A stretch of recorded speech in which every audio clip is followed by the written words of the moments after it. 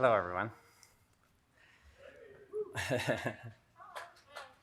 It is a melancholy object to those who walk through these great tech landscapes or surf in the interwebs when they see the apps, the websites, and repositories crowded with unemployed developers, followed by 3, 4, 6 open source contributors, all with no jobs and importuning every passenger for a job reference.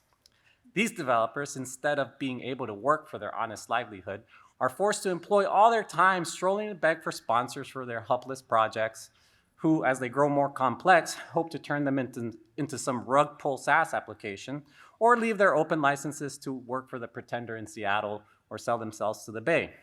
I think it is agreed by all parties that this prodigious number of contributors in the arms or on the backs or at the heels of their educational institutions is in the present state of the tech industry a very great additional grievance. And therefore, whoever could find a fair, cheap, and easy method of making these developers sound and useful members of the technosphere would deserve so well for the public as to have their NFT set up as preserver of the internet. But my intention is very far from being confined to provide only for devs on LinkedIn begging for connections. It is of a much greater extent and shall take in the whole number of developers at a certain point in their career who are thrust into the job market with government services alone unable to support them, who sometimes end up demanding our charity through Buy Me a Coffee or GoFundMe. As to my own part, having turned my thoughts for many years upon this important subject, and maturely weighed in the several schemes of our projectors, I have always found them grossly mistaken in their computation.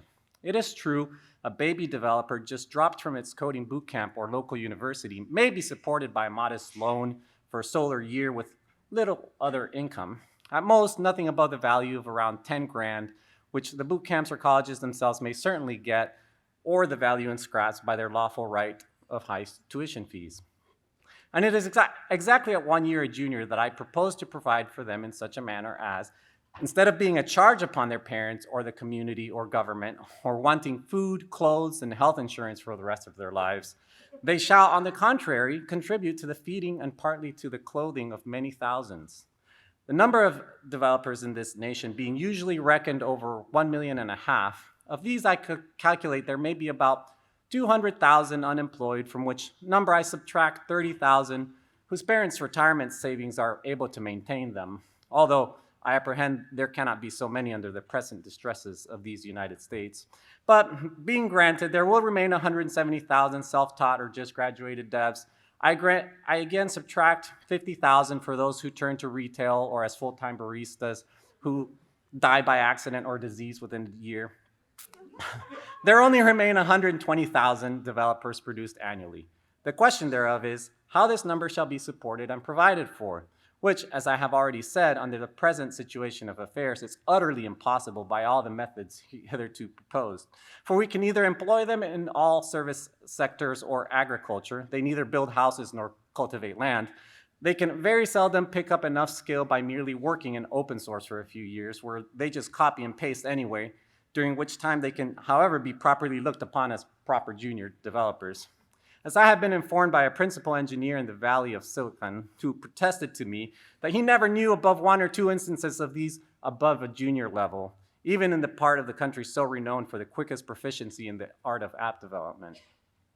I am assured by our tech firms and clients that a developer before a year of experience is not employable, and even when they reach a year of experience will not yield above 3%, 3.5% at most productivity gains, which cannot turn to account either to the universities they owe tuition to or supply enough return for their landlords kindly providing a place for them to rent for 4 times the value they provide. I shall now therefore humbly propose my own thoughts, which I hope will not be liable to the least objection.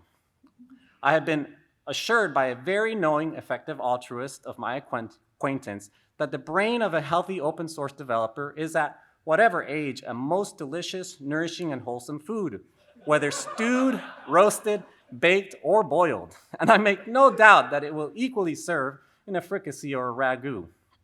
I do therefore humbly offer it to public consideration that of the 120,000 developers already computed, 20,000 may be reserved to continue working in open source, whereof only 1/5 part to be females, which is more than we allow to be employed in the tech sector anyway.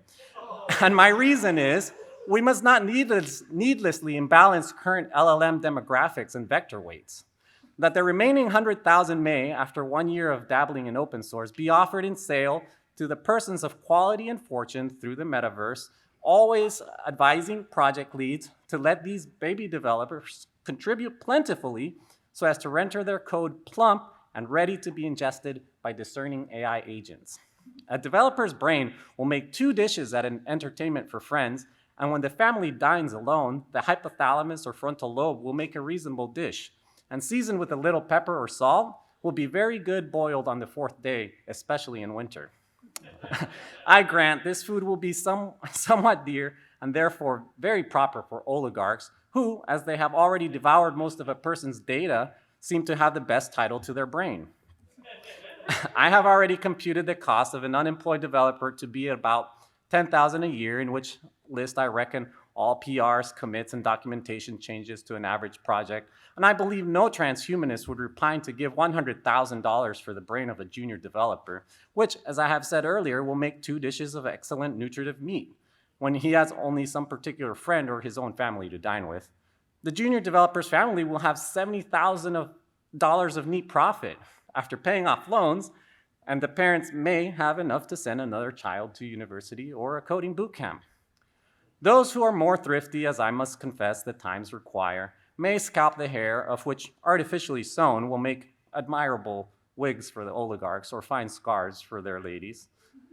I think the advantages by the proposal which I have made are obvious and many, as well as of the highest importance. For first, I have already observed it would greatly lessen the number of open source developers with whom we are yearly overrun, producing terrible data sets for our LLMs, as well as our most dangerous enemies who stay at home on purpose with a design to democratize the internet, hoping to take advantage by the absence of so many good capitalists who have chosen to leave the open web than to stay involved in these antagonistic online communities they once inhabited.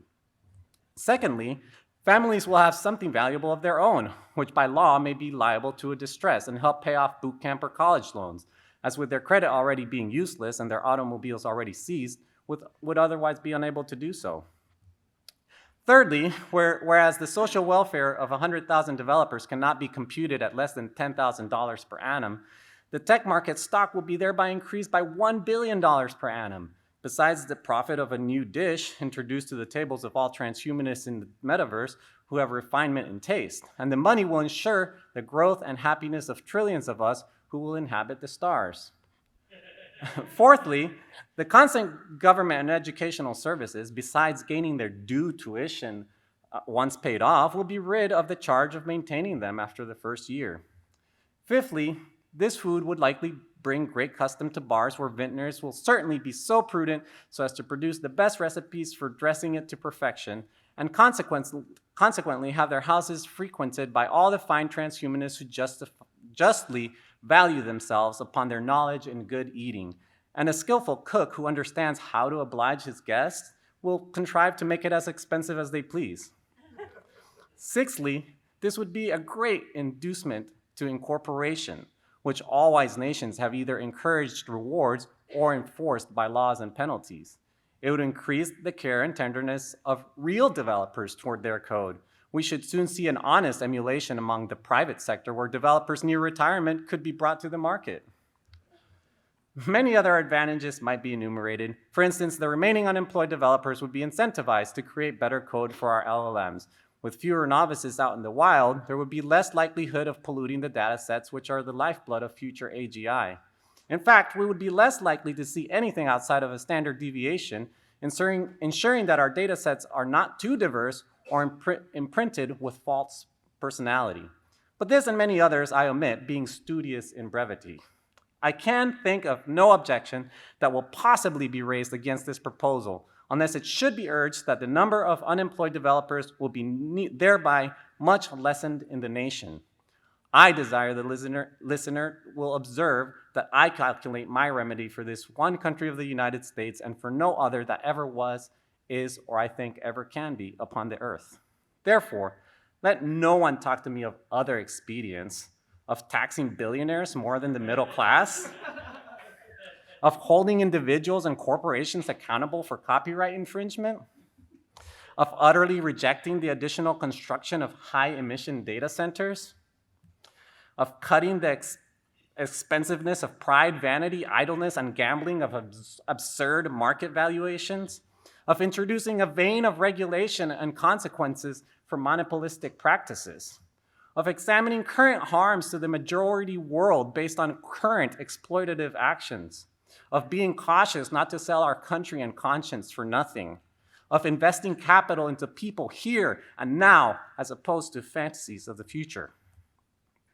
Lastly, of putting a spirit of honesty, industry, and skill into our business leaders, who, if a resolution could now be taken to pay workers a fair wage and provide useful benefits, would immediately unite to cheat and exact upon them in price, the measure, and the goodness, nor could ever yet be brought to make one fair proposal of just dealing, though often and earnestly invited to it.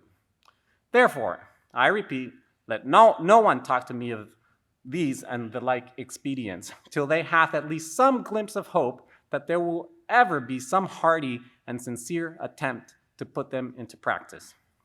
I profess in the sincerity of my heart that I have not the least personal interest in endeavoring to promote this necessary work, having no other motive than the public good of my country, by advancing our technology, providing for the families of otherwise unemployed developers, and giving some pleasure to the rich. I'm no longer a junior developer by which I could propose to fetch a single penny, and no one in my family is that much into tech.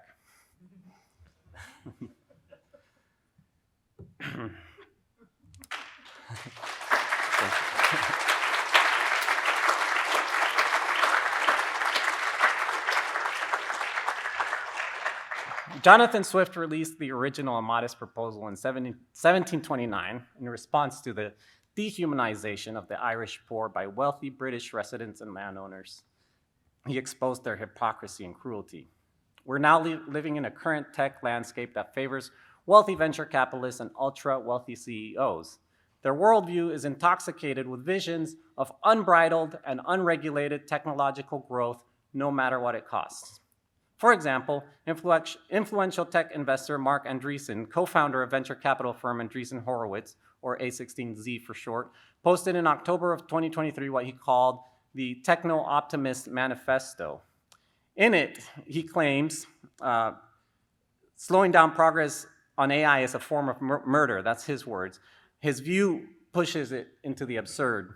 We should raise everyone to the energy consumption level we have, then increase our energy 1,000 times, then raise everyone else's energy 1,000 times as well. We believe we should place intelligence and energy in a positive feedback loop and drive them both to infinity.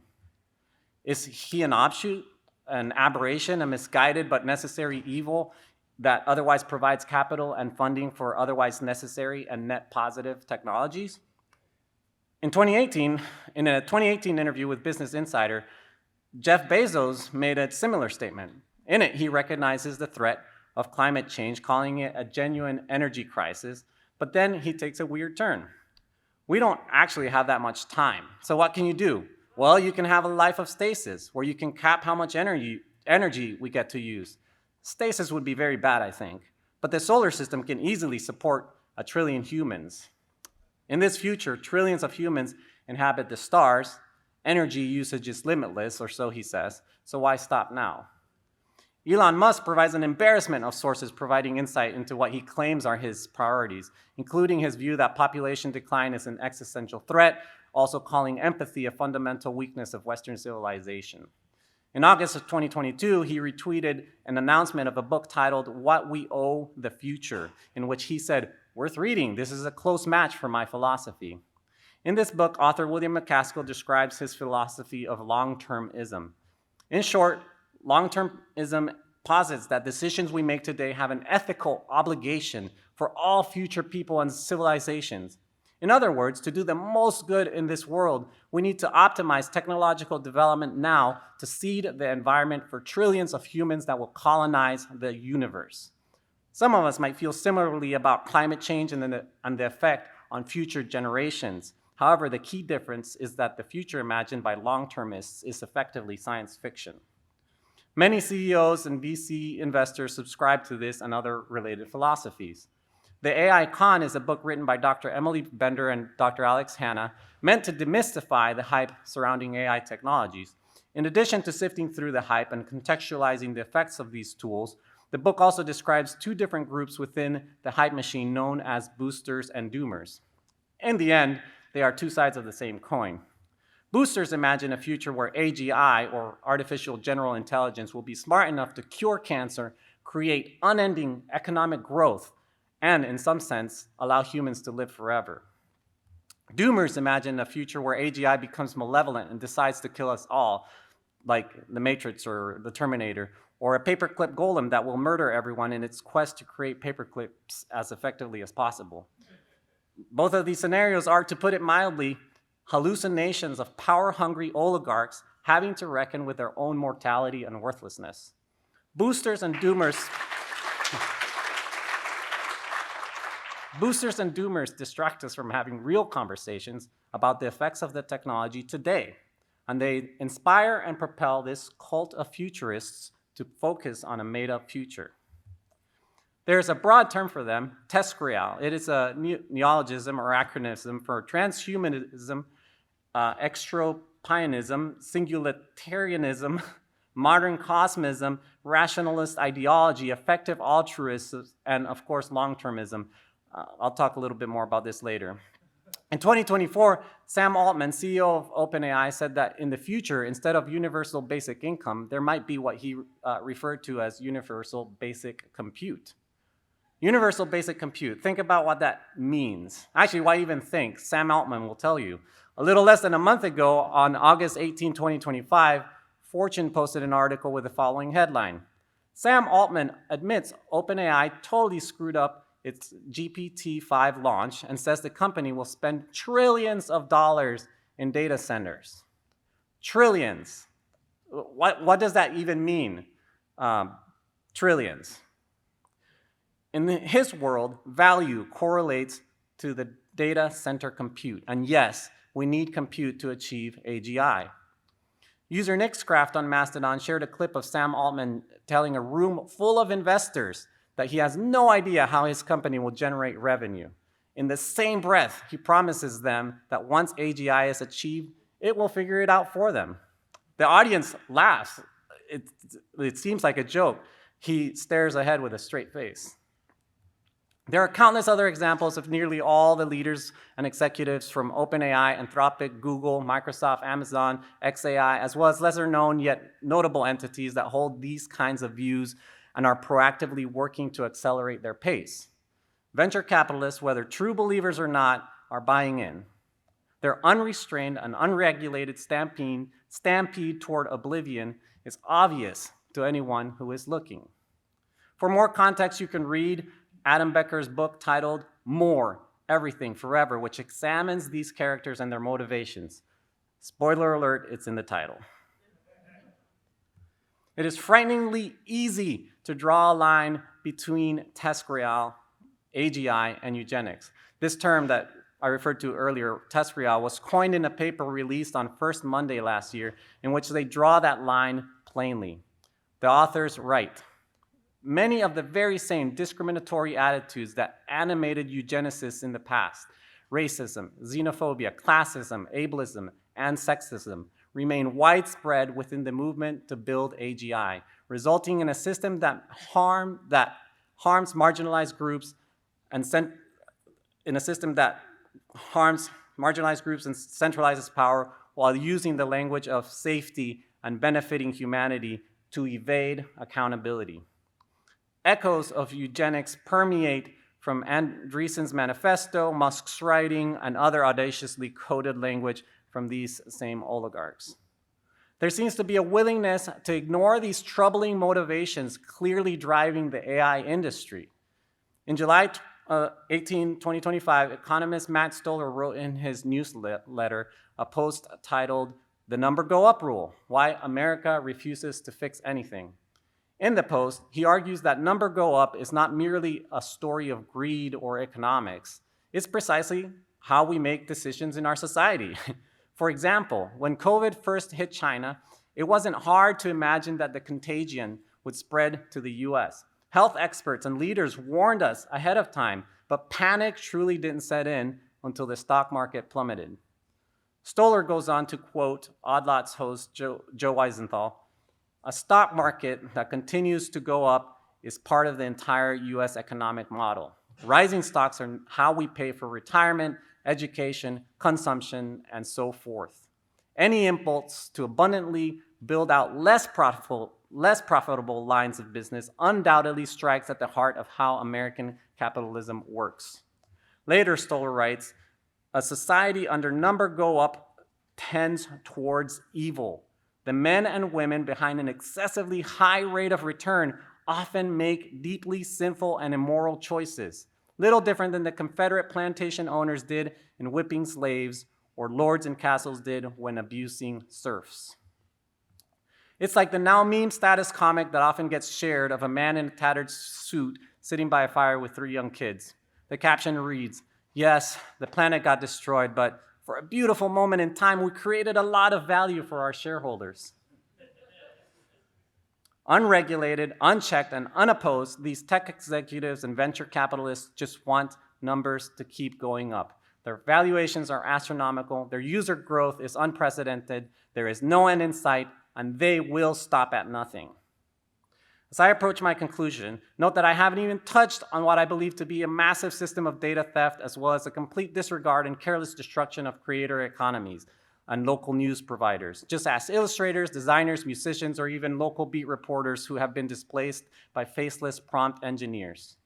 I also haven't made the case that currently the carbon footprint of these technologies is either better or worse than rumored or feared. It doesn't matter.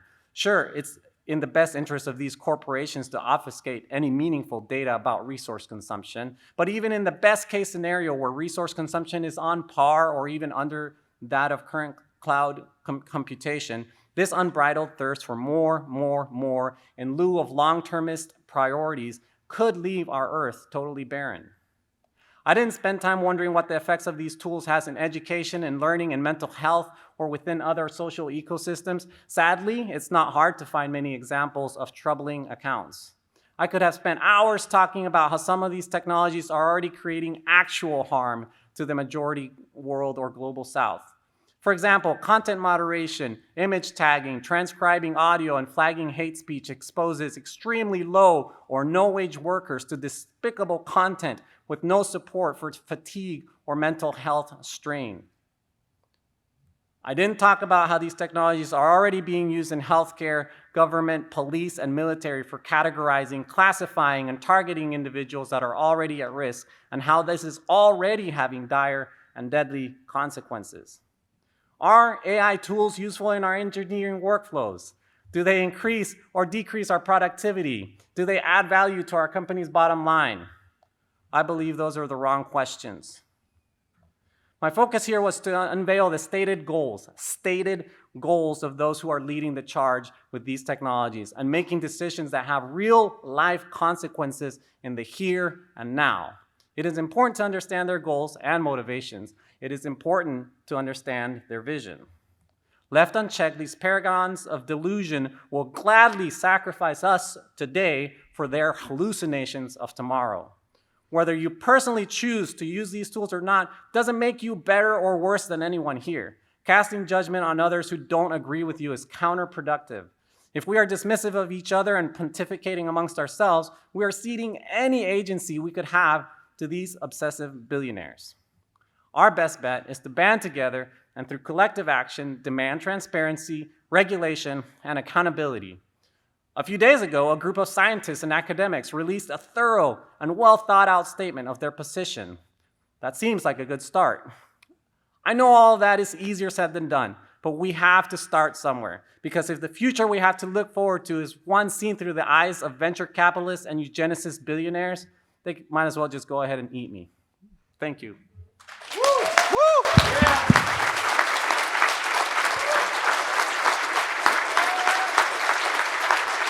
Thank you for the interesting presentation, Maria Munoz.